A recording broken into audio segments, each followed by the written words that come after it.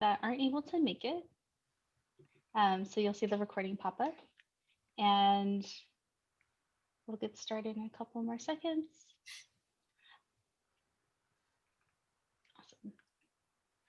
Well, welcome everyone to Cafecito Hour with NSM faculty. My name is Tatiana Pedroza. I'm the Assistant Dean for Student Affairs in the College of Natural Sciences and Mathematics.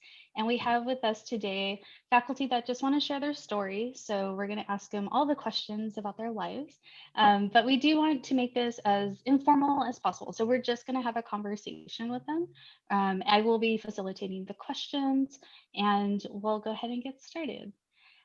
So first we'll do the introductions, and then we'll ask questions about, our faculty's life journeys through college and undergrad. And then we'll have some time at the end to share some resources for all of you that are here with us today. Thank you for joining us.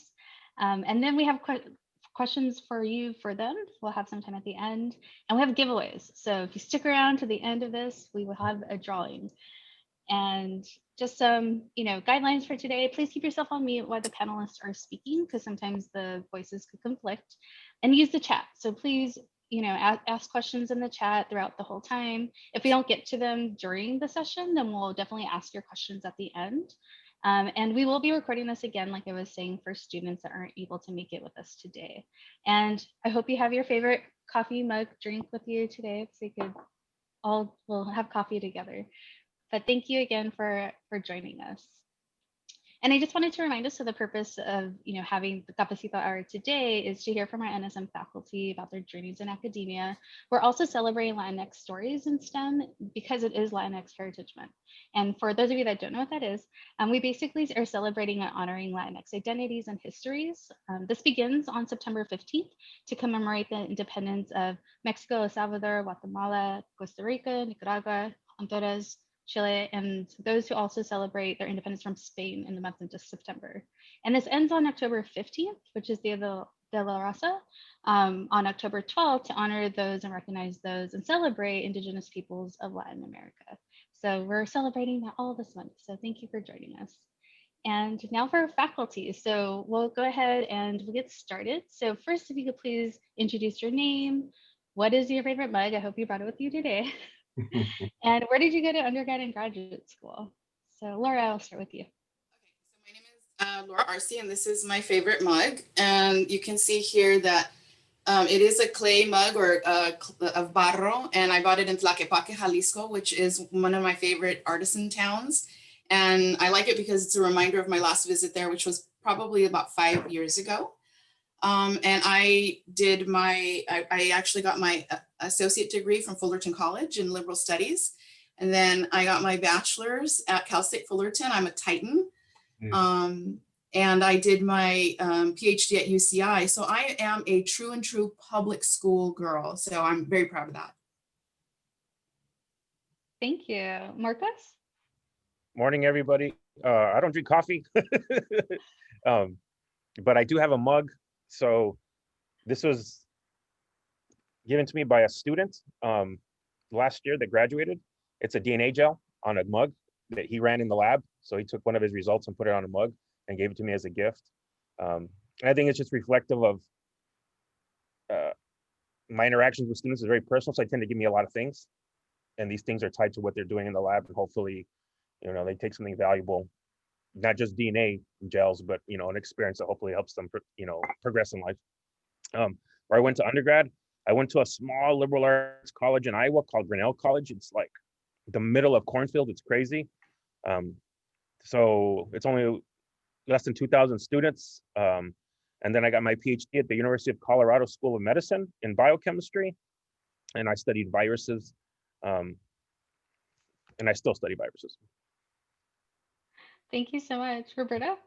Yeah. Favorite mug is the new one. It's my baby. Yeah. She was just born on April 24th during the middle of the pandemic, so that was a little crazy. But this is my first Father's Day gift, and so at first of many, probably many mugs, because we do collect lots of mugs. Before that, my favorite used to be this one because I love Star Wars, but so and where did I go to undergrad, grad school? So I went to UCLA for undergrad and for master's in education. Then I taught high school for a while. And then I decided to go back to school to pursue a PhD in math. It took a little bit longer than I expected, but I went to Cal State San Bernardino for a master's in math, and then the University of Iowa. So go Hawkeyes, Marco, for the PhD. Yeah.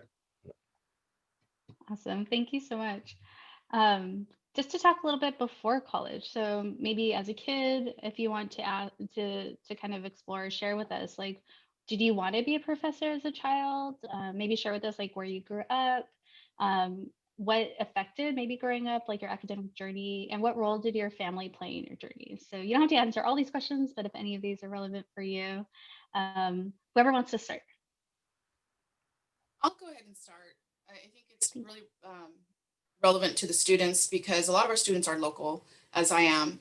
As a young child, I lived in Pico Rivera, California. And then as a little bit older child, I lived in Whittier. And then for 3 years, I moved to Guadalajara and I lived there during some high school time. Then I came back to Whittier. So I am local and a lot of our students are commuters. So I lived in the surrounding cities just like they did, pretty modest cities, locally, suburbs. And now I live in Fullerton, and I did not know college existed. It wasn't in my plan. I didn't know it was a thing. Had no idea, had no plans. And I think the fact that living locally in Southern California is really advantageous because you could throw a rock and hit like 2 colleges and 2 universities all at once. So I think that we're all really lucky in that sense. And that played a major role, just proximity. And then family support was big. But one of the things I wanted to tell students is that, of course, everyone says, oh, my family supports me. And it's like moral support. But one of the things that was really important was logistical support. This is what I tell my students. Have a talk with your family saying, don't schedule the family vacation, on October 1st, because I'm in the middle of midterms, know that I'm going to miss family dinners. So that kind of support was really important. So I was lucky to have that. So students have that, or maybe talk and voice that they need that. I think that's really great. So thinking about the logistics of the support, I wanted to translate that and let students know that really helped. Thank you. Anyone else? I can go. So I was born and raised in El Paso, Texas. It's if you go down the I-10 east about 10, 11 hours, you'll run right into it. It's a border town. It's where Texas, New Mexico, and Mexico all meet. And it's part of this whole border region in the Southwest. And it's pretty much all the same. But it's kind of foundationally who I am. I'm a border town kid. Spanglish is the most important language, right? This hybrid of English and Spanish.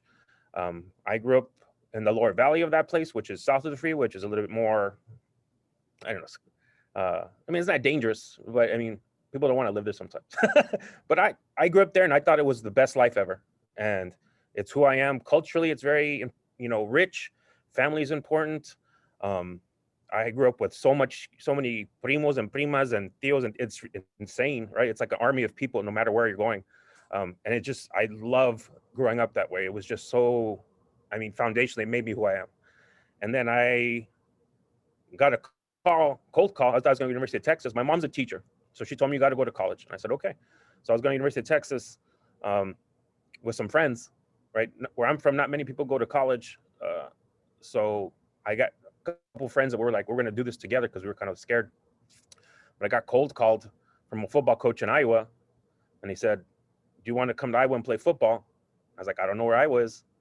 And so he said, well, how about I send somebody to meet with you? And then so I ended up just jumping in both feet. I got a scholarship, academic scholarship to play football. I ended up in rural Iowa at a college that I never even thought I'd be at. So I wasn't really thinking about college. I wasn't really thinking about where I come from. It's more about family, work, the priorities of the day to day. But I took a leap and it opened up this whole world of academia to me, because it was very rigorous and it was very hard. It was very challenging. It was so different culturally. But what I think, when I often talk about my academic journey, I talk about my 2 worlds. So my world of how I grew up and then after that, where it wasn't a border town. I thought the world was like a border town, and I realized it wasn't. And then it was kind of a shocking awakening, but it also opened up a lot of things to me, like going to graduate school and stuff like that. And the most important thing to me is that I have these two worlds that I can be both parts of. I can go home and kick it with my friends, and we're still the same people, but I can also go to an academic conference and not feel, and I still feel like it, but I mean, I can find my place. And so, and I wouldn't have done that without my family, because when it was hard and I went home, I had to go home for a while because I had some mental issues and academic issues. And my parents picked me up, dusted me off. You can do this, and sent me back and said, you got to do this. We don't, in our family, we start what, or we finish what we start. So I wouldn't be in this lab. I wouldn't be doing what I'm doing if I wasn't from El Paso and I didn't have the parents I have. Thank you so much. Yeah. Roberta? So I'm from LA. My parents were the first, they immigrated in the 1970s to the LA area. They were both undocumented at the time, and then I was born in 1975. So at that time, you were able to, become a permanent resident if you had a child who was born in the US. So I was sort of the reason they were able to be here legally. But part of the reason they came over to the US was because they wanted the educational opportunities that were afforded here. And so most of our lives, we lived in LA or close to the 10 freeway. Even right now, I'm less than 5 minutes away from the 10 freeway. I think that's my comfort zone, because we lived in downtown LA, and then we moved to Baldwin Park. I consider Baldwin Park my hometown. That's where In-N-Out Burger was first created. So that if you love In-N-Out Burger, it's my hometown where it was created. And then my parents are now in Rancho. I'm in Pomona, still next to the 10 freeway. So the only time I ever left the 10 freeway was when I went to Iowa myself. And although my parents did want us to go to college, that's sort of the reason they came to the US. It wasn't something that they knew how to do. And so they kind of just assumed that the school would teach me how to do it. I remember they said, if you get good grades, you'll get scholarships. And I go, okay, let me get good grades. And then how do you get the scholarships? Are they just handed out? They're just given to you. And so it took a while to figure that out. So being a professor never kind of came to my mind. I didn't think about that. I didn't even know really what I wanted to do. My first choice as a major was computer science. My second choice was history. And then I chose math as third because I knew I liked math, but I didn't know what you could do with something with math as a degree. But I agree with what Laura said, that support that's given to you by your parents, that it has to be logistical. And in that sense, I was very fortunate when I was an undergrad in the sense that they said, go to school, go live there. So I lived on campus at UCLA and just worry about school. The only thing that I did a little bit differently than most is I would go home every weekend because I kind of felt at home. So I wanted to go home every single weekend. But that did help me at least have time to study. I didn't have to work. And so it helped me. That was something I didn't realize. And I didn't have to, I did have to go to every party, but there were some I could say no to. Eventually, when I went to get my PhD in Iowa, I realized that by that time I was older. And of course, the social expectations, you go to quinceañeras, you go to birthday parties, all this. I realized that takes a lot of time. So that's one of the reasons I decided to go to Iowa, was for me to sort of find a way to step away for a little bit, tell them, give me some time, just let me figure this out because this is really new to me. And then I'll come back. And fortunately, it worked out. I wasn't sure if I would be able to come back, but fortunately, it worked out. I came back to this area. Thank you. I'm definitely hearing a lot of family support as being like the number one, and where you're from kind of defines like being who you are today. During college, so what was your experience like as an undergrad? Some of you kind of touched on this a little bit, but if you want to dive in a little bit more, what did you want to do after earning the bachelor's? So like maybe when did you figure out what you wanted to do? Maybe that wasn't right away. And then maybe what inspired you to study math or science, and who was your support system? So I was a non-traditional student. I actually worked for 5 years after high school because college wasn't in my language.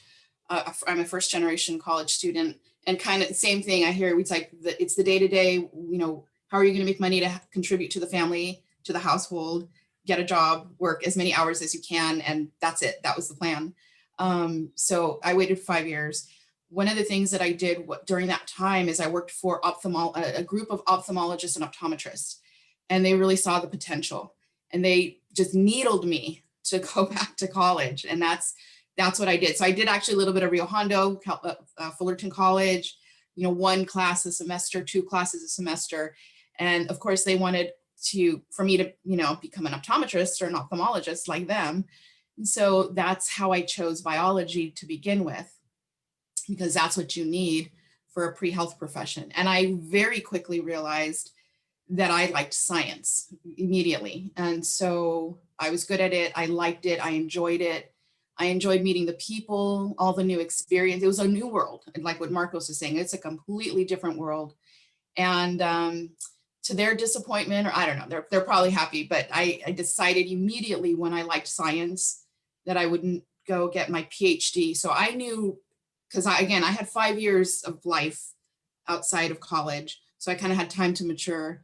And then once I decided I liked science, I knew I was going to go all the way, because I'm very goal driven. I'm kind of a perfectionist, and, you know, I just wanted to challenge myself. And the goal was just to get a PhD. There was no plan after that, actually. I just wanted to do it. And like I said, since I was a return student, I was actually married when I started college. So my number one supporter was my partner, my husband. And one of my science mentors said, one of the most important choices you have to make is a good partner, you know, so who you're going to partner with. You don't have to partner, but if you decide to partner, you know, pick a person who's going to be supportive. And I got lucky. It was dumb luck. But he was very instrumental in helping me through my journey. Thank you. For me, my undergrad experience was super duper hard because I'm always been, I guess, a risk taker. You know, where you come from, El Paso's not a small place. It's like 700,000-800,000 people, but you're born and raised there. Nobody ever leaves, and that's fine. My family lives, and that's cool. But I was always like, let's go somewhere else. Let's do something. So people looked at me like I was crazy, and I was gonna go to Iowa. And then when I got there, I was like, yeah, I am crazy. What am I doing here? I'd never seen snow like that. I had never been exposed to a different culture before, really. The academics I was a good student, but I had never been around people that intelligent in my life, who just knew the system, knew how it worked, just kind of plugged in. And I just didn't even know how, like, I didn't even know what I was doing half the time. So it was really hard emotionally, you know, psychologically, academically. Eventually, like I said, I had to leave. Some of it was my own doing. Again, talking about I was born and raised in a family where we're workers. That's what we do. My dad was a cop, my mom's a teacher, and they just worked. And I had two on-campus jobs and a part-time job delivering pizzas, and that was not a good choice, right? It should have been about academics and not about buying things for myself or, you know, stuff like that. So eventually I had to leave, reevaluated my life, went back, finished. But when I went back and finished, I had a different perspective, I guess, because I realized that I had changed a little bit. So then I thought I was going to be a teacher like my mom, but I thought I want to be a professor. I had no idea what that meant. I just knew that I had people in my life that one was my advisor. He was an inorganic professor, Martin Minoli, that was really important to me. He helped me finish. And then a woman from head of academic advising, Joe Calhoun. She was like my mom. I needed my mom, and she was my mom in Iowa. And then my football coach. So those people kind of like became my family. And then we had a bunch of dudes from the Southwest, right? We're all Mexican. So we kind of became our surrogate family. We're the ones who did things together. We made dinners together. We shopped together. We, you know, messed around together. So those people kind of kept me grounded, kept me going forward.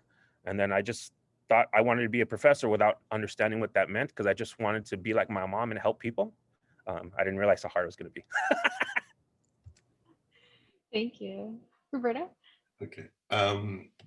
So my first 2 years at UCLA were kind of nice because I was part of a program called the Minority Engineering Program. As a computer science major, I was in the engineering school. And so I remember the coordinator, her name was Sherry. She was sort of like our mom too. She would make sure we would take classes together, that we would study together, and we had to do SI. It wasn't called SI back then, it was called problem solving sessions. But in essence, we would come in and a TA would give us problems that were difficult and we were supposed to solve them to get ready for the exam.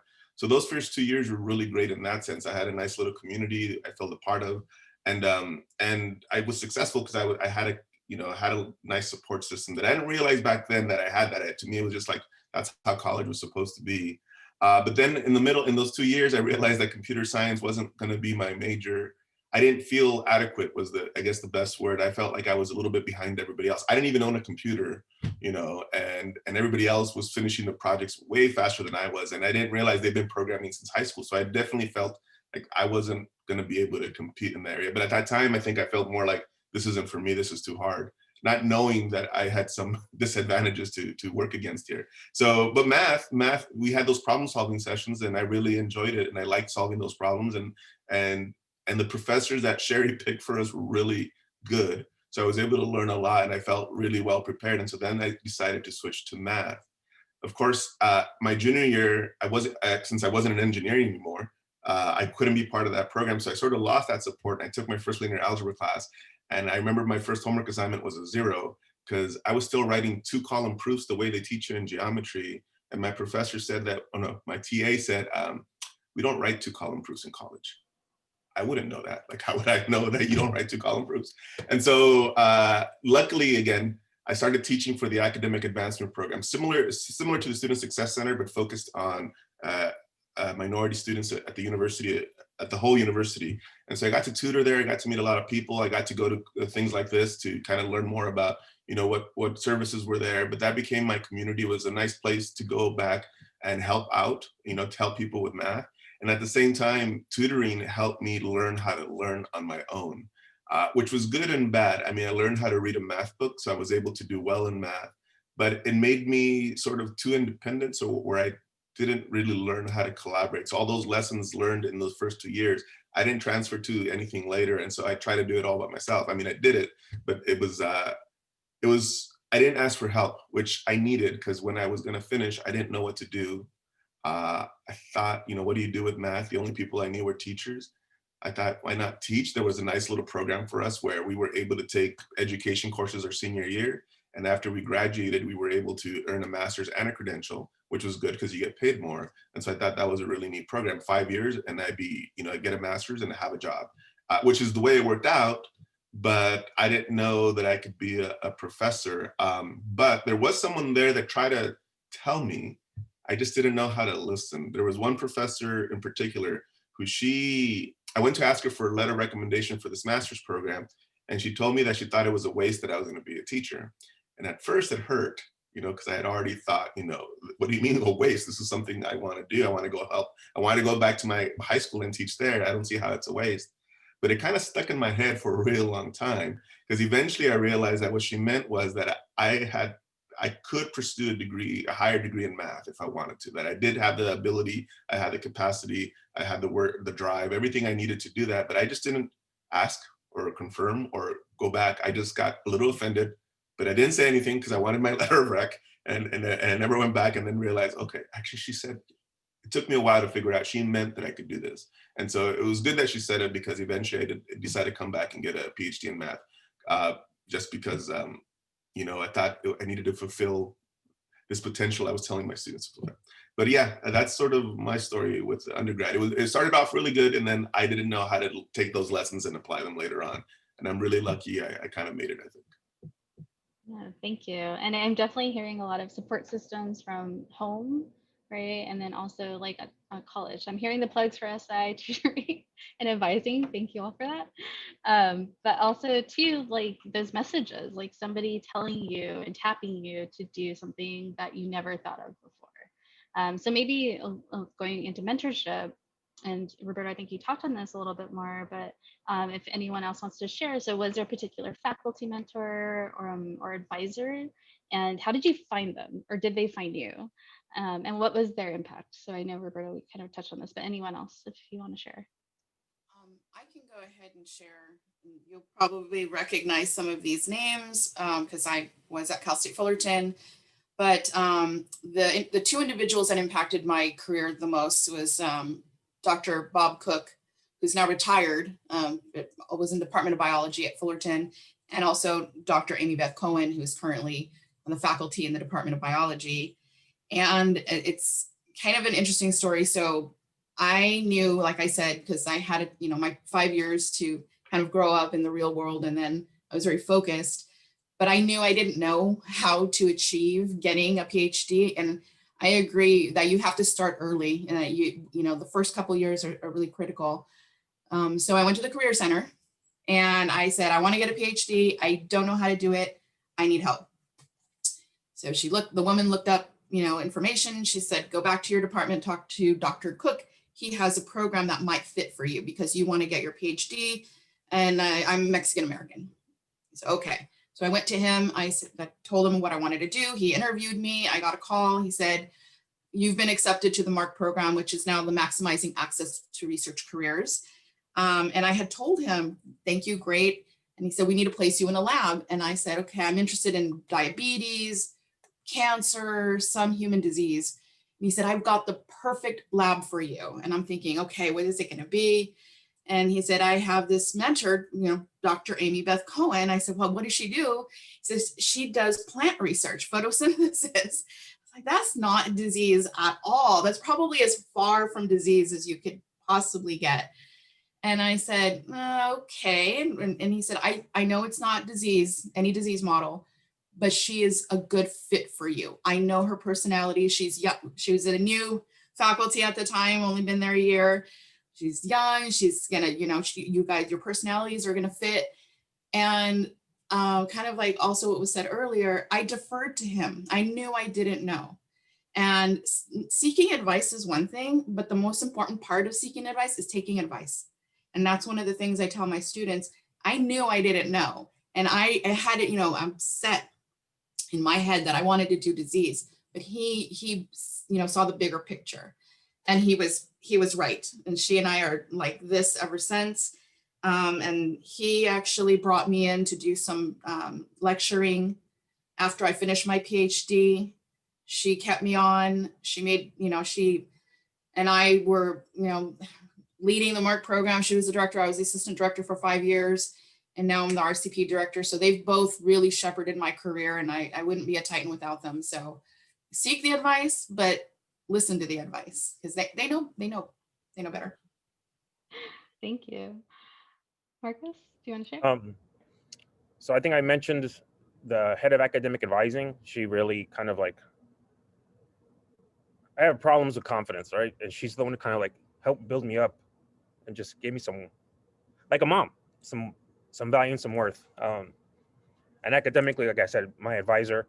So I'd say they're mentors, but I have a kind of a different thing, because I went to this small liberal arts place and it was very academically rigorous and very hard. I didn't really connect with anybody except for my friends, because we came from the same places, right? There was a dude from Matamoros who was like 12 hours away, but it was like we were literally neighbors. It seemed like how we talked and how we grew up. So it was good to have that, but academically was really limited, because I heard people tell me things and I absorbed it, but it was hard to me to feel it, because the way we talked, the connection was hard sometimes, right? Because how we saw things was so different. The lens was so different. And so I could say yes, yes, yes, but did I feel it? I didn't feel it. So it was really hard for me to find a mentor as an undergrad and still through graduate school that really understood who I was and where I come from, right? And then see my lens and then try and make me the best version of myself, right? It was kind of like to try and make me this version of success that should be the stereotypical version of success. So I guess my story is like, I've been looking for that mentor. I never found that mentor. So part of being a professor was like, I saw these people being teachers and I wanted to be a teacher in a different way, and not adhere to a certain set of rules. And so I had to kind of, and it hurt. And this is kind of like Laura was saying, because I wanted to do it my way, it was really hard. And it was feeling in the dark most of the time. And I went to people for resources and I had to learn to swallow my pride and ask for help. But I wanted somebody, and this is hard in STEM, I wanted somebody to acknowledge that I was a brown dude from the lower valley of El Paso and teach me the way that you should teach that kind of person sometimes, right? A different pedagogy, a different approach, or just acknowledge that I'm different. We don't talk about difference in STEM. And so I always looked for that mentor. I had some mentors, but I took bits and pieces, right? And then tried to find my path that wasn't somebody else's path, it was my path, right? And then usually people find me, but I try to search out people as well, right? It's the biggest thing for students is like jump in both feet, go look for people and try and find that help, right? And it may not be the help you need, but at least you get a different perspective. Mm-hmm. You did mention something earlier about you meeting the most intellectual people that you felt that you met in Iowa. And it was under this, I think, lens of what intelligence is, though, right? So I think you're kind of questioning that at that point. And it's good and bad, right? Because it's that lens of what intelligence is, right? But it's also that thing where it also uplifted me because these people were so smart and so successful. They were already on the path towards med school. Like all my friends are doctors and lawyers and highly successful. It's insane. Like, and that's not me. I mean, I get it. I guess I live in that world now, but that's not where I come from. And so because I was around them, I'm like, yeah, I could do that now because I was with them. Was it easy? Hell no. But I mean, it kind of raised my expectations. But it also showed them that there's a different lens too, right? So it goes both ways. That's a good point. Thank you. Roberto, do you want anything? Sorry. No, I think I said I didn't. It was hard for me, and it was difficult, and it was a good thing. Like I said earlier, it was a good thing I became a high school teacher because that sort of helped me realize, by me observing my students and seeing what they needed, allowed me to see what I needed to continue the path. Like I was learning by watching them and seeing how I was supporting them, and then realize, oh, I kind of need that support too. So. Yeah. Thank you. And then deciding on when to go to grad school. So I think all of you maybe decided this at different times. So like, when did you decide? Why did you decide to pursue a PhD? And how did your undergraduate experience prepare you? So if you haven't maybe touched on this, if you want to share. I think I touched mostly on the first two questions, but the last question is how did my experience prepare me? Doing research is the number one thing that prepared me to go to graduate school. I recommend that students do undergraduate research to understand what it's about, what is the day-to-day, because when you say I do research, we don't come from a family of scientists or a background of academics. You literally do not know what that job description entails. It's like, I'm going to Mars, with the aliens, I don't know what it was. So doing research and understanding what the day-to-day is and learning what it actually means to see if you like it. And so it's good. If you like it, you like it. And if you do it and you learn you don't like it, then that's also beneficial too.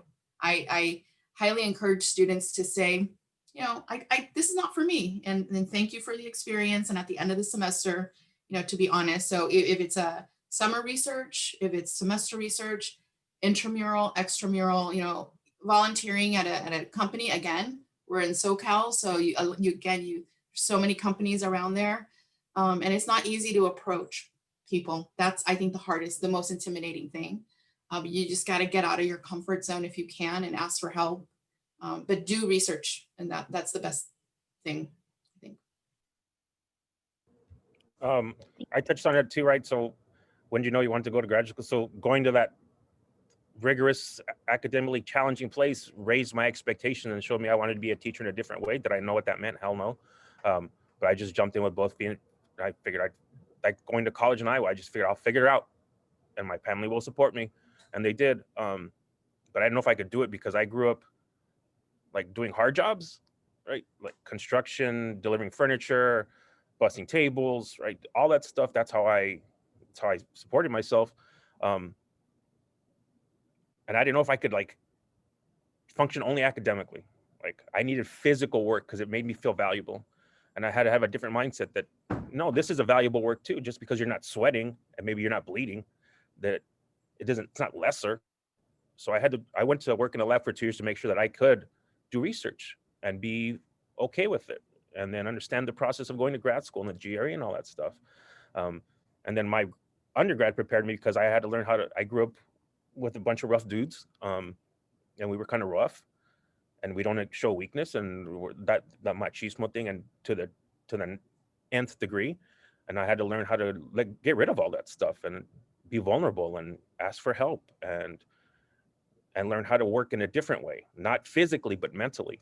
And then that made grad school easier. And then I also realized that because I had went through some challenging times, that when you fail, it's not the end of the world, right? You can get back up, dust yourself off, and keep going. And that's what we really needed in the research lab when you're getting a PhD, because 90% of the stuff you do is not going to work. So you have to be able to grind it out, which I was used to, but in a different way, and realize that you're not stupid. You're trying to find the answer. And I gravitated towards science because I'm naturally inquisitive, right? When I was in catechism, getting confirmed, the nun, Sister Betty didn't like it when I asked questions. But I just wanted answers, like why? And this path naturally lent to just asking questions, right? But you have to be comfortable with there is no answer right now, and you got to be comfortable with failing nine times along the way towards that answer. So all those experiences helped me, be more comfortable in an environment that's not natural for me. Thank you. Okay. I didn't know until I met my partner. So what Laura said earlier today about choosing the right partner, I was very fortunate to meet my partner maybe in the year 2000. She was a community college student. I had just started teaching, and she really liked math. And we started talking about math, and she realized I was really passionate about it. I was pretty good at it, and I love sharing math. And she goes, and she was getting the mentorship that I didn't quite get. And so they were, encouraging her to pursue a PhD and get information. So for the next 5 years that I knew her, she was getting all this information, and she was kind of passing it on to me. Sometimes she would invite me to go to some of these conferences, about grad school. And so I started going, okay, I think I can do this. It took me a while to figure out, but eventually she's the one who said, you can do this, just go. And so I was feeling a little nervous about it. So I guess the last year I taught in 2004, 2005, I was already 30. And that's when I go, okay, maybe I should pursue this. So I decided to get a master's, and I went to San Bernardino. And it was a good thing because it was more of confidence that I was lacking. I already knew how to teach myself. I already knew how to read a math book. I was going to be in pure math. That's what I wanted to do. So reading a math book was really important because you needed to be able to read papers and kind of teach yourself. So that I had already figured out. I didn't know how to pose a question. Math, that's the big thing, is you want to answer a question, well, you have to learn how to pose a problem that's important to the community. And that's sort of what the PhD served for me. But it just, I realized that I guess one of the things that prepared me wasn't really my undergraduate experience. To me, what prepared me was watching my students. Like I said earlier, I looked at my most successful students. What do they do? How do they become so successful, not just in high school, but even when they went off to college? And a lot of them look for mentors. Usually me, a lot of them worked together in groups, and shared. They had a community, and they were never afraid to ask questions. And I realized that was what I was lacking. I was an introvert. I still consider myself an introvert, and I was even more shy. And kind of like Marco said, I had this pride. I didn't want to ask for help, but I realized I needed to get rid of all that and learn from my students and see what I can do. So when I went to Cal State San Bernardino, I decided, okay, this time if I have a question, I'm going to go to the professor. And even if I don't have a question, I'm going to think of a question to ask, and especially about getting a PhD, because I needed to get my questions answered. And of course, they knew how to do it. I was going to form study groups and work together and solve problems together and study for exams. And that's sort of the reason why I chose the University of Iowa, in a sense, because when I asked around, what school encourages collaboration, has good mentorship, and so on. One of the professors there at Cal State San Bernardino said, Iowa's where you want to go. That math department has a reputation for this. In fact, they won an award, a national award, a presidential award for doing this. And sure enough, I was very fortunate that when I went there to visit, all the students away from the professors confirmed that was an actual thing, that they really did feel mentored and they really did have a community. And so to me, it was more from watching my students and watching what they were doing that helped me realize what I needed to do to prepare myself for grad school. And the research was important, but to me, it wasn't really about the research. It was more, because I figured I could do that. I like to work hard. What I didn't know, like I said, was how to pose questions, because to me, all the easy theorems were already proved. So how do you prove a theorem if there's no easy ones? They're all must be really difficult. So that was the fear I had. And then going to grad school kind of demystified that. And I realized what you do is you just look at somebody else's work and you do a little tweak, and then you have your own problem. And then that's all I did. And so it was kind of nice. And we all love Mrs. Soto as well. So tell her we said hello. But I know a lot of challenges you all mentioned and touched on. But if there's any that you also want to elaborate on, like what were some challenges you faced as a student and how did you overcome these challenges? Yeah, I'll give it to whoever. I think I mentioned most of them, but one of the things that I kind of hear the other panelists saying is that they found community, and a lot of times I felt like I wasn't up to par, and so the kind of the fake it till you make it kind of comes to mind, and I would just get into study groups, and I would find like what I thought in my mind was the smartest person, and I would just listen to what they had to say and try to get into group and peer learning and have them explain it to me. And I would do this again and again and again. And then I would turn around and explain it to somebody else who needed help. And just, I always felt like I needed help. And I really, again, I was just inserting myself, pretending that I was like, yeah, I'm part of this group. And then I realized after a while that, yeah, I just kind of faked it till I make it. So it was really challenging to feel like you didn't quite, feel up to snuff. But just kind of just keep inserting yourself. And that's how I think I overcame that. So I know a lot of students don't feel like they're good enough or they know what they're doing or they feel like they fit. Just keep at it. Yeah. Thank you. I think, sorry, I touched on it. So I had to learn how to, we're a family of grinders, right? That's what we do. We're just used to coming together and just solving problems by just the sheer will of a community, right? Or force.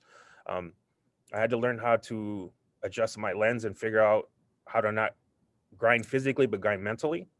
And that meant how to schedule my time, don't work so many jobs, let go of the pride, all those things that I grew up with that I'm still so proud of. I had to learn how to tweak them a little bit and still retain them, but not like to where it hurts me.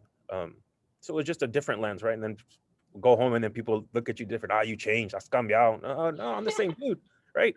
But you can be the same person with a different, a different lens. It doesn't make you a completely different person, just in you growing and learning. So I had to learn how to mature. That's all it is, right? I learned how to mature.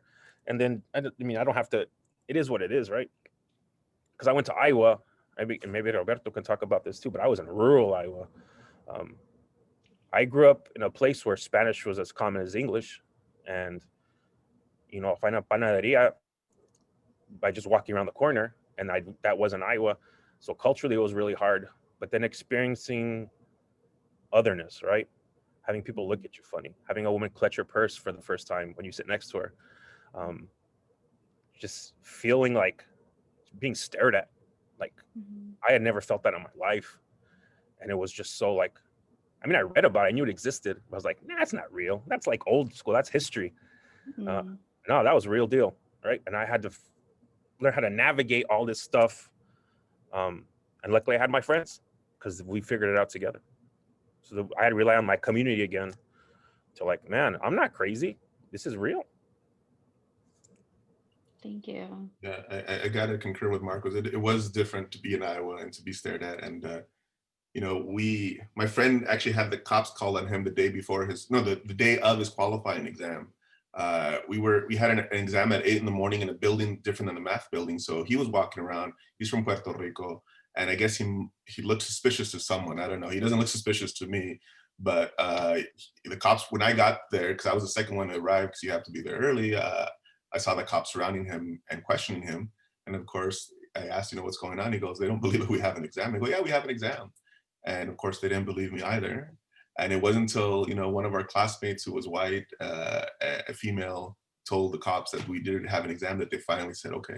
And they left us. Of course, they didn't apologize or anything. They just left. So it was the first time. Like Marco said, I had read about these things. I didn't know these things happened until I got to Iowa. And so that happened to me a couple times. Something similar to that happened a couple times. But the other part of the challenge for me that maybe, and I think Marcos alluded to this a little bit. So family is really important. And I didn't know how to tell my family no when I was an undergrad. And I would go home every weekend and I'd go to every party. And sometimes I'd be a little stressed and sometimes I wouldn't. And so I knew, that's why I knew when I wanted to, and then for my master's, the same thing. I just didn't know how to say no. I didn't know how to explain what I was trying to do because none of us had ever done something like this before. And so when we decided to go to Iowa, part of the reason was because I didn't know how to navigate that yet. Even now as a professor, it's still hard.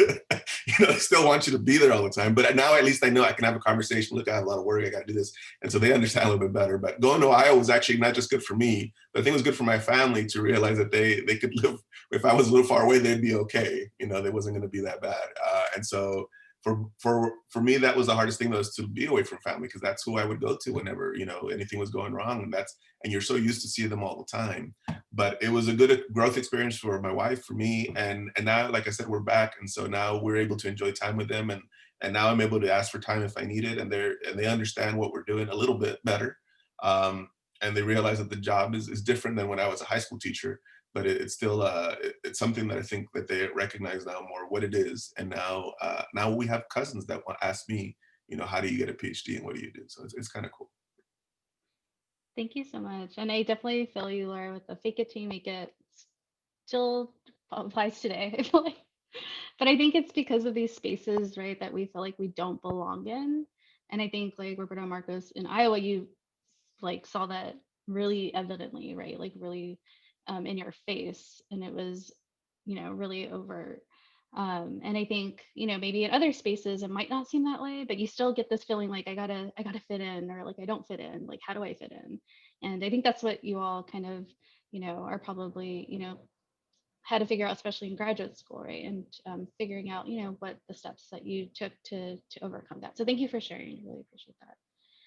And for those of you that either, I know you all had different paths, so you maybe went to a master's degree before, or right after your bachelor's, or maybe you took some time off and then went into the master's program and then a PhD program, and then maybe some of you went straight to the PhD after undergrad. So if you could share maybe why you made that decision, or what are some of the things that played out when you made that decision. Roberto, do you want to go first? Sorry that you're talking. Sorry, sure. So I went through the master's first because I didn't feel ready. I was still afraid. And I thought maybe I've been so I graduated from college, from undergrad in 1997. When I decided to go back, it was 2005. That was an 8-year gap, but I wasn't really sure if I still remembered anything, if I could still do it, if I still had the drive. Like, there were a lot of questions I had about myself. So I wanted to get the master's to sort of help me build up, help me remember, help me build up relationships. I also didn't have any letters of recommendation because I didn't keep up with any of my professors, not realizing this is an important thing. Like I said, my wife had helped me kind of see, by going to the event that she went to, I realized that letters of recommendation were going to be super important. I didn't have any, except for that professor that told me that it was going to be a waste to be a teacher, and I didn't even know if she was there anymore. And so I was really sort of nervous that I didn't have what it took and I needed some support. So that's why I decided to go for a master's. I think if I had listened to my professor and asked her, what does it mean to get a PhD? What do you mean?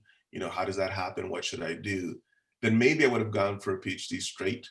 I don't know if that would have been a good thing. I have no idea. I do know that when I went to University of Iowa, what I noticed is that having had the fact that I was a teacher meant that when I came to Iowa, I already knew what difficult was. My students had difficult lives. To me, the PhD wasn't as difficult as the things that my students were trying to do and the things that we're trying to accomplish. So there was a change of perspective where, even though it was difficult, it wasn't the most difficult thing I'd ever seen in my life. I mean, I'd seen people really struggle. And so to me, it was almost like, this is sort of for fun. I'm here to learn. But I noticed that my younger colleagues, the ones that were barely out of college, they were really stressed out. Like, this was the biggest thing. And it was for them. This was a very big challenge. This is probably the most challenging thing that I'd ever seen or ever experienced. And so for them, there was a lot of stress. I mean, they all overcame it and they all did well, but I did realize that there was sort of a difference in having that experience of having worked for a while and having had a real job and working all the time. To me, grad school was kind of like fun. I go, oh, I finally have my time back.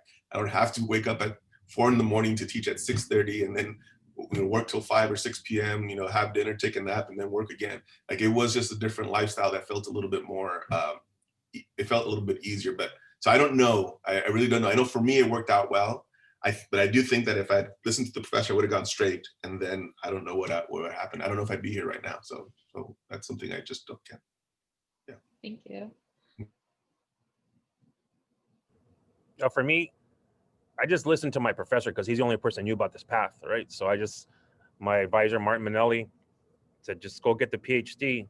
And we talked about it and I trusted him. So I was like, okay. And that was it. But because I have there's no other resources in my life. So to go and ask about that stuff. So I just asked him and he said, you can do this. And then we talked about why and talked about a path. And then I said, okay, I trust this person. So he hasn't led me astray yet. So I listened to somebody that was knowledgeable about, and he was right.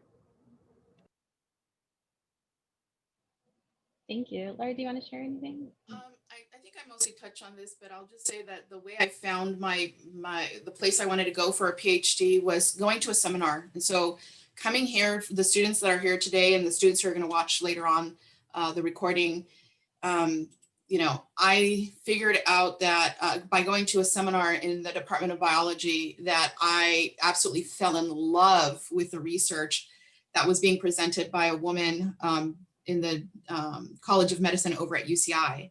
And right then and there, during the seminar, I made up my mind that I had to get into her lab. I had to pursue that question that she posed at the very end of the seminar. And I wanted immediately to go to my PhD. So get out there, go to seminars. And now with virtual, you could go to a seminar anywhere in the world. So, just go out and insert yourself into places you belong. Thank you so much. And also, I wanted to remind all of us, I just saw the time. So we have about 30 minutes left for the hour. So I know some people have to go to class or go to your next meetings. So if you have to leave, that's totally fine. But maybe kind of if we could wrap up a little bit, and there's some questions in the chat that we'll get to. And we have the raffle. So if I don't get to the raffle within the hour and you have to leave, that's totally fine. I have your information on the registration page. So I will do the raffle after and email you. And maybe if you all want to share some experience at Cal State Fullerton. So what are some of the things that you love about teaching at Cal State Fullerton? Is there a challenge that you face as a professor at Cal State Fullerton? And is there anything else you want to share?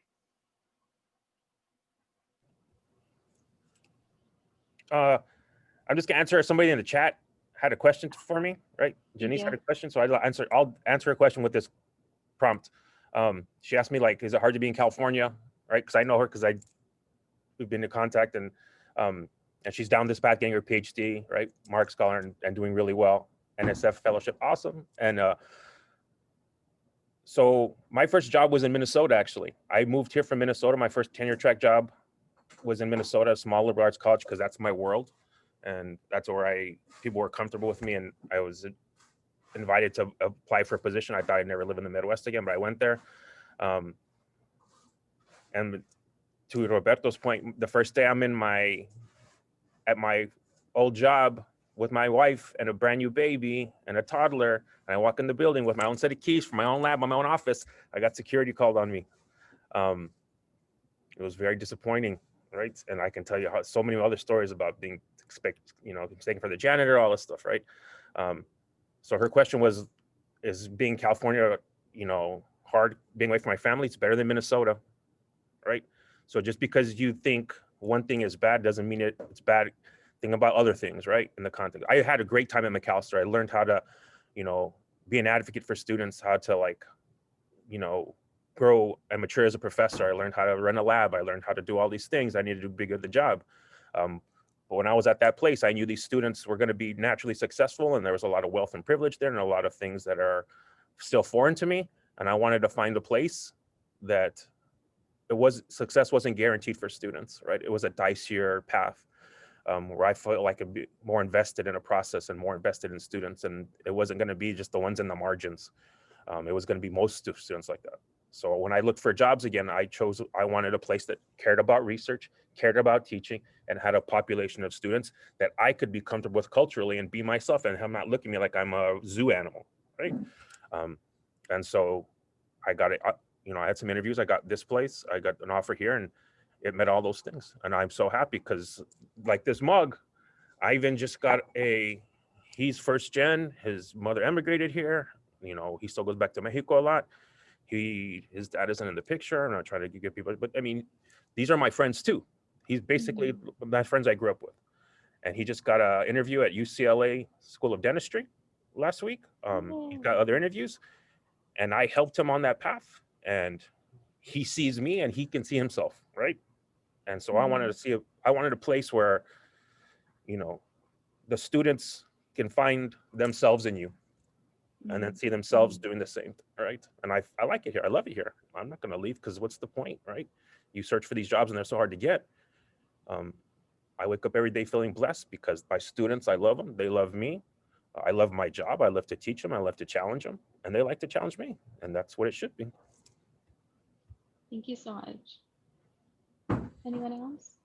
I was going to share that with Marcos, this is the thing, 3 things that he mentioned that he was looking for. That's sort of the same things. I think the students were really important to me. I wanted to come back to California, partially because I felt that there were students like me that had tons of questions with nobody to answer them. And so I felt maybe I could be that resource. And sure enough, in the last 5 years, and this is my 6th year now that I've been here, you know, I keep looking for students that love math, but don't know what to do with it and don't know what they want to do with it at all, because we just don't know who does math for fun, right?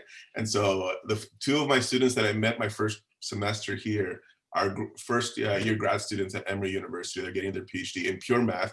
And it's funny because I started them in applied math because I figured, you know, you need a job. With applied math, you don't have to be a professor. You can actually get a job in the real world and make more money than I'll ever make. But eventually pure math just pulls you. Pure math can be very beautiful for some of us. And so I keep looking for students that have these questions and then provide them opportunities, not always answer them, because sometimes I don't have the answer, but at least help them figure out how to find the answers for themselves. And it's wonderful to work with the students at Cal State Fullerton. I've enjoyed it a lot. If there's a challenge, it's only that I need to learn how to manage my time, just like my students sometimes. But I think other than that, that's still something, the process, how to be a professor. And it's not something I think just Cal State, just being a professor itself. You know, how do I make sure that we do enough research, enough teaching, enough service, and still spend time with family? That's important for me. So that's maybe the only challenge, but I just love it here, and I'm glad I'm here. So thanks. Thank you. The struggle's real, for sure. We have a question in the chat. Oh, sorry, Laura, go ahead. Yeah, no, I was just going to say that I want to echo what they said. When I first started teaching, it was just, you know, one class for one semester. It was, you know, they needed somebody to fill in. And during the semester, one of my students said, I've never had a Latina teach an upper division science course. And it, you know, I never had one either, but it, you know, this students, multiple students voiced that. And it just struck me. And I thought, I knew I wanted to teach at a place like Cal State Fullerton. But when I was being told that again and again, it was really impactful and it really motivated me to stay. So I really love that about teaching there and being that person for them. And I think it echoes what Marcos and Roberto are saying, like seeing yourselves in, you know, your faculty and how maybe it probably didn't get that, but you're that for your students now, which is really, really powerful, right? We did have a question in the chat from Renee. What's the best way, in your opinion, to boost self-confidence in education and to motivate and continue without a lot of maybe friend or family support? I would just say, cut yourself some slack. I think that a lot of that comes from these, I'm a perfectionist. I'm a failed perfectionist. I think all perfectionists are failed perfectionists because it's not real. So I think a lot of times we need to cut ourselves some slack and realize that what we are doing is good. And of course you can strive to do better. I don't know if that's the answer you were looking for, but I don't dwell. I do that. I'm guilty. I dwell. You know, I don't appreciate the incremental achievements and that I've made. So I think so. That's probably the anti-answer. It's a reality. That's a good answer though, because so I think my first year here, I had a student in biochemistry class, and I was the first person ever to give her A- in her whole career at Cal State Fullerton, and she was shattered. Oh my God, she was just like heartbroken. And her first 2 tests too. Like, I don't teach the traditional way. Like my way of teaching is not memorization based. It's application and concept based, and it's very uncomfortable for a lot of students because there's a lot of nuance in that they have to understand and apply. And she wasn't used to that. She could memorize till the day she died, but the moment she couldn't, she felt lost. And then she still got an A-. And then she came back to me later, and I told her, and she has that thing, like, I was like, what you're seeing is not, you're seeing the one negative thing that You didn't get a 4.0, it's a 3.7. Oh my God. But what you're saying is she wanted to be a doctor. I'm like, this is what's gonna be required downstream. You can write about this in your personal statement. You can think about this as a growth, experience. Life isn't going to be about easy things. It's going to be about hard things, and how you overcome them is going to be, it's going to dictate the path that you follow, right? So you can't focus on the 2 questions you missed. How about the other 8 you got right? Focus on the good, not the bad. And then if you do that, incremental growth, if you reflect on it long term, is like, oh my God, I did all that. Yeah. But tick off one thing a day, one thing a day, one thing a day.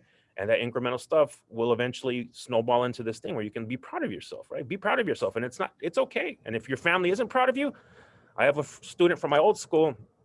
She's first gen immigrant from Vietnam. She wants to go to med school and she's doing all these things, being an NIH fellow. She went to Oxford, get a master's in pharmaceutical sciences. And her family's like, well, why aren't you a doctor yet? And they're so deflating to her. And she can't find any validation there. And I'm like, then limit your interactions. It sucks. But find people that build you up, not break you down. And it's hard when it's your family, believe me, I get it. But we got to find people that want us to succeed and help us succeed. And you got to be part of that too, though. Yeah. And I think a lot of you talked about how you found that in your grad programs, especially out of state, in places that you've never even basically heard of until grad school, right? So finding that amongst people and your friends in your programs too, right? So you're being support systems for each other. One last advice. Sorry, go for it. Sorry, because the other thing I wanted to say is that there isn't just one path, right, towards education if you want a PhD, and that's why it's good to come to these. So I have lots of family members who have designed their own path. University, the way it's constructed, isn't constructed really for people from Baldwin Park that are Latino. It just isn't designed for us at all. And Marcos seems to agree, maybe for El Paso either. So it's just not designed. So what we do is we find our own path. My wife, for example, she decided that she was just going to take 2 classes a semester and she was going to figure out a way to fund it. And she still got grants and she was able to graduate with a nice GPA and go to grad school right now. And then it took her a while to find the grad school for her, but right now she's at CGU getting a PhD in math ed. My brother-in-law, he didn't have good grades in college at Cal State Long Beach, but he wanted to be a doctor. And my wife, her journey and the fact that I went back to school at 30 inspired him to find post-baccalaureate programs that allowed him to build up his GPA and get the, get MCAT. And right now he's in the University of Guadalajara in med school, a little bit later than he expected, but he's there and he's doing it. And then his wife, my sister-in-law, she didn't know she wanted to go to college. She didn't think she ever wanted to go to college. She was a medical assistant for a long time. And then seeing the family kind of pursue, and she actually did go back, did pretty well, but didn't know what to do. And so now she went back and she's going to Cal State San Bernardino and she's figuring it out. And she's taking 1 class only because she has 2 kids, 2 little daughters, and there's a pandemic going on and she just wants to make sure she can figure it out. And so there's different paths to get to where we want to go. There isn't one path, and we should never compare ourselves to other people. There's just a lot of ways to get to where we want to go. And I think I agree with Laura and Mark with you. We really do have to cut ourselves some slack and figure out the destination is the important part. The journey, it could be very different, and that's okay. Thank you so much for sharing that. That's super important, I think, even just to remind ourselves sometimes too. If there anything else advice-wise that you all want to share that we didn't get to? I just want to mention one of the things that I hear over and over, and the college is probably going to get really mad at me for saying this, but ignore artificial timelines. I hear finish in 4. I think it should be finish in 4 asterisks except NSM because we take labs and we do all this stuff. And, they're comparing themselves to their peers and, 1 year. And now we know with the pandemic, I almost feel like maybe this is a learning, lesson. People get derailed, people get sidelined. 1 more semester, 1 more year.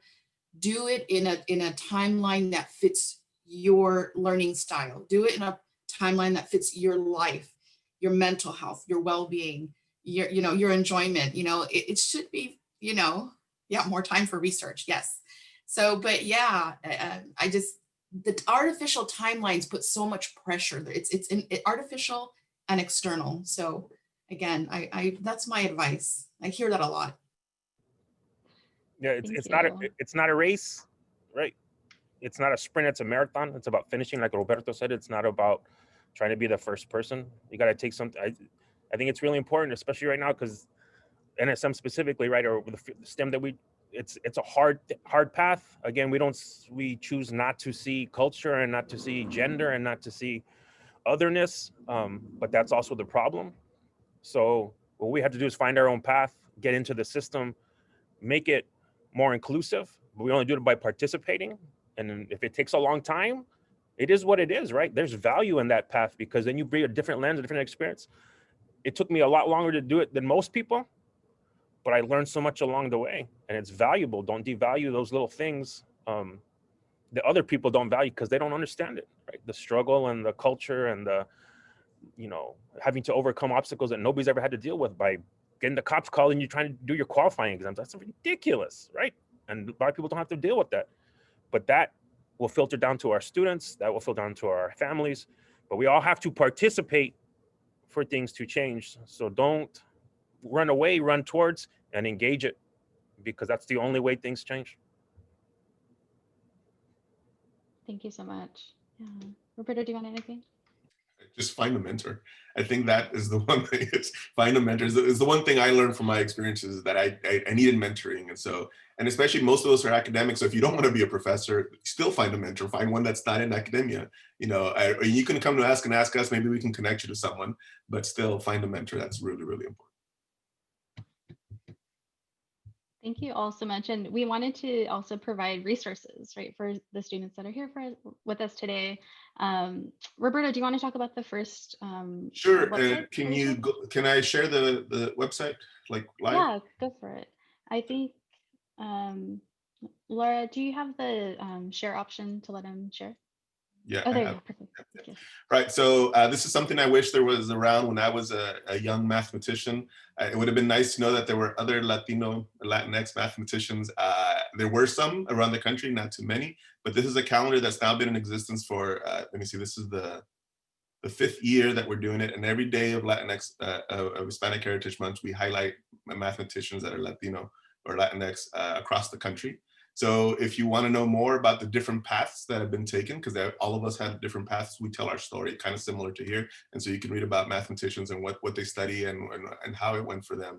And pretty soon there's going to be a book about mathematicians, also Latinx mathematicians, and our stories, which will be a little bit longer. I was asked to write a chapter, so my story is about 9-10 pages long. So if you want more stories, or you want to share with other people, or if you have a young mathematician in the family and wants to know if there's anybody else like them, the answer is yes, we're here. And of course, I'm here and you can always introduce them to me. I always like to meet students that want to know what math is about and I have questions. So I just wanted to make sure that people knew that this was around.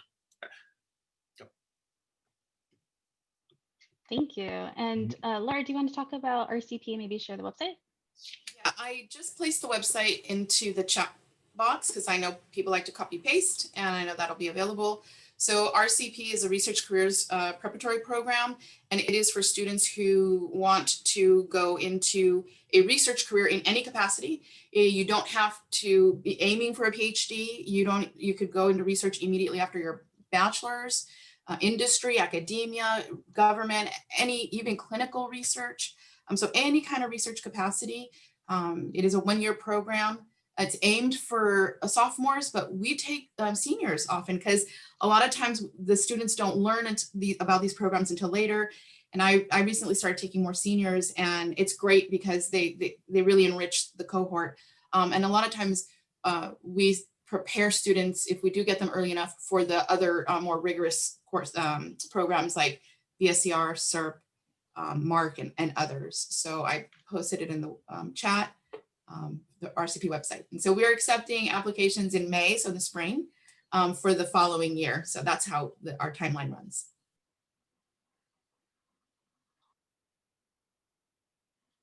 Thank you so much. I am making a wheel right now so we could give away some prizes. So the ICC, the Interclub Council for Natural Sciences and Mathematics, is sponsoring this event today. So we are going to choose from students that are here. Can you all see this, the wheel? Okay, so I'm gonna spin it. We're gonna pick somebody and you're gonna get a prize. We're either doing gift cards or water bottles. So let's do 2 of them now. Thank you for sticking around for the whole past the hour. All right. Oh my, Renee. Okay, we'll do one more. Renee, if you could please private message me your name and your campus-wide ID so I could get your address, that would be awesome. And I could get all your information from that. Thank you. And we'll do one more.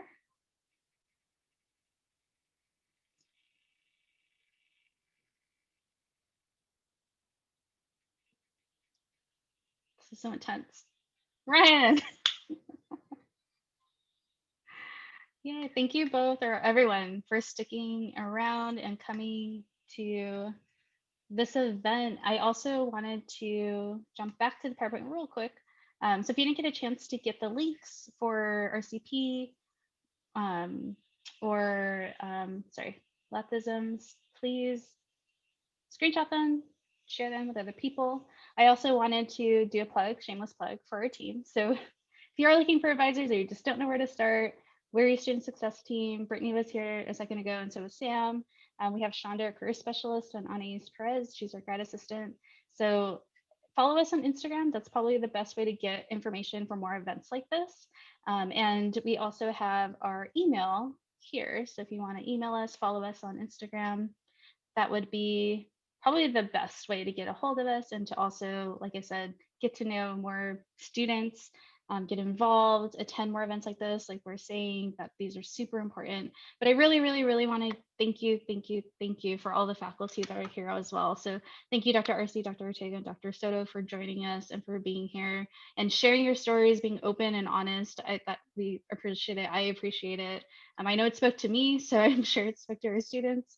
And I really hope that, they reach out to you now that they know that you're here and that you exist and that you maybe had similar journeys as our students too. And even if they didn't, like just, knowing like what are some paths that people could take that maybe, aren't the traditional paths that we think of for academia. So I really hope that, we all had good takeaways from today. And I just want to thank you all for sharing and, like I said, being as open and honest as possible. And again, thank you for everyone that stuck around for this whole time being. So I will go ahead and stop this now. Laura, I don't know if you want to start the recording, but thank you. And